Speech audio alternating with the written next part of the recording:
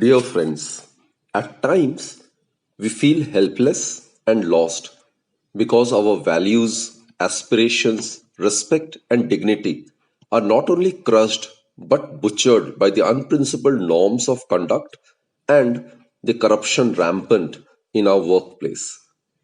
The problem actually becomes grave when a person in some responsible position denies the same rights to other person which he himself enjoys.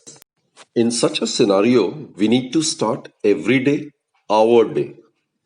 I believe that the highest form of accountability is the accountability to the self, and one cannot be dishonest to oneself if what is desired is continuous growth. An honest person has a real problem. He doesn't know where to start. He wants to do something but doesn't know what. He needs direction and finds none. He's angry yet scared.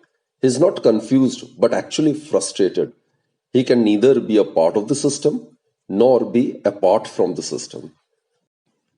But in spite of all odds, one needs to take a stand, not to defy the wrong, but more because one wants to defend the right. A person who commits himself to anything worthwhile will always experience the hostility of those who stand for nothing. The reward for a show of courage is not that you always have your way, but that you know you have done the right thing. The main purpose of making the presentation is to develop an action oriented attitude to make a positive change in the society so as to enable us to look at ourselves in the mirror every day and be at peace with our conscience. So, friends, here goes my presentation. Do watch the presentation till the very end. Some of our biggest frustrations in life can come from our work environment. When we care very much about what we are doing, there is a passion to have it done well. The organization or the systems in an organization don't always seem to support what we think are improvements. When our desired changes aren't implemented, then we are often frustrated. The feeling of being upset or annoyed as a result of being unable to change or achieve something, that's frustration. The prevention or hindering of a potentially satisfying activity, that's indeed frustration. And a feeling of dissatisfaction, often accompanied by anxiety or depression resulting from unfulfilled needs or unresolved problems, that is what frustration is all about. When an institution, workplace, organization can't get its act together, or when any change or new idea an employee tries to implement has to go through endless layers of red tape, then employees lose any motivation or passion that they might have. Organizations should be mindful of unnecessary rules that don't actually benefit the institution or the organization. At times, it seems almost impossible to find solution to the various problems facing us, and further still, who would do it? The importance of working with people we like can't be overstated. So frustration, although quite painful at times, is a very positive and essential part of success. You don't have to have best friends at work, but you do need to be able to relax around your colleagues and enjoy their company. So, when life gives you 100 reasons to cry, show life that you have 1,000 reasons to smile. So eventually, it's the peace of mind that we are striving for. And for that, we need to change our attitude. We need to change our approach, and we indeed need to change our life. So, if you are still looking for that one person who can change your life, then you definitely need to take a look in the mirror. What do you see? Your own image. Yes, it's only you and only you who can change your life. When you look in a mirror, do you like what you see? You are actually seeing a reflection of your own inner beliefs. Whether you think you can or you think you can't, you are perfectly right. So don't let life discourage you. Everyone who got where he is had to begin where he was. It's not what you accomplish in life that matters. It's actually what you overcome that is significant. Every person should have a goal, a direction, a vision in life.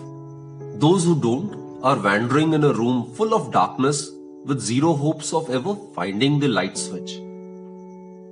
So, every person needs to have that vision. Every believer needs to be a person with an appropriate vision. We need to make maximum use of our abilities, achieve excellence in life, and make it more and more worth living, and to develop an action-oriented attitude to make a positive change in the society. That should be the mission statement. We need to be able to look at ourselves in the mirror every day and be at peace with our conscience, and eventually we can attain peace of mind and definitely self-satisfaction. And that's the purpose of our life. Our vision, broadly speaking, should be to live with respect and dignity. We need to ensure that our life is meaningful and complete so that we can take joy in our existence. That should be the vision. Unswavering adherence to truth and standing firm on the pillars of values, thereby gaining faith and confidence to voice against any injustice and seek redressal regardless of the consequence. If I am not for myself, then who is? And if I am only for myself, then what am I? So, we need to learn to speak the language of we and not me or I, and thus protection against any sort of intimidation. You need power only when you want to do something harmful or injustice. Otherwise, love is enough to get everything done. So don't lose your dignity and self-respect trying to make people accept, love and appreciate you when they just are not capable. If you are constantly trying to prove your worth to someone, then you already have forgotten your value. So basically, if you salute your duty, you don't need to salute anybody. But if you pollute your duty, then definitely you have to salute everybody. So either work hard and become a leader, or be lazy and become a slave. The world will definitely not be destroyed by those who do evil, but by those who watch them without doing anything. So if you are neutral on situations of injustice, you have chosen the side of the oppressor. So one needs to take a stand, not to defy the wrong, but more because one wants to defend the right. A person who commits himself to anything worthwhile will always experience the hostility of those who stand for nothing. The reward for a show of courage is not that you have always your way, but that you know you have done the right thing. And that should be the approach. So, we need to stand up for what is right, regardless of who is committing the wrong. Wrong is wrong even if everyone is doing it, while right is right even if no one is doing it.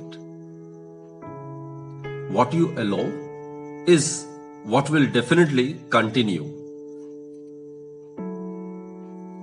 The long oppressed masses of our country have been conditioned to live in a culture of silence, as it is difficult for individuals to fight a lone battle. Thus, we must remain united always and remain totally composed and try not to get perturbed by irritants which are likely to come up during any intervening stage. So we need to maintain our balance always, even in trying circumstances. We must be always positive and confident in our outlook.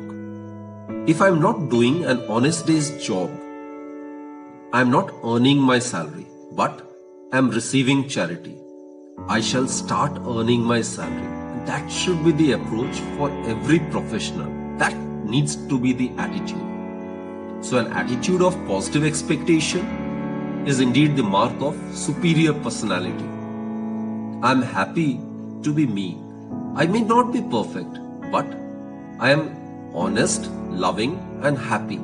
I never try to be anything that I am not, and I'm not here to impress anyone else. I am me. So all of us have a role to play. Let's contribute towards the strengthening of the positive forces and live with self-respect and dignity.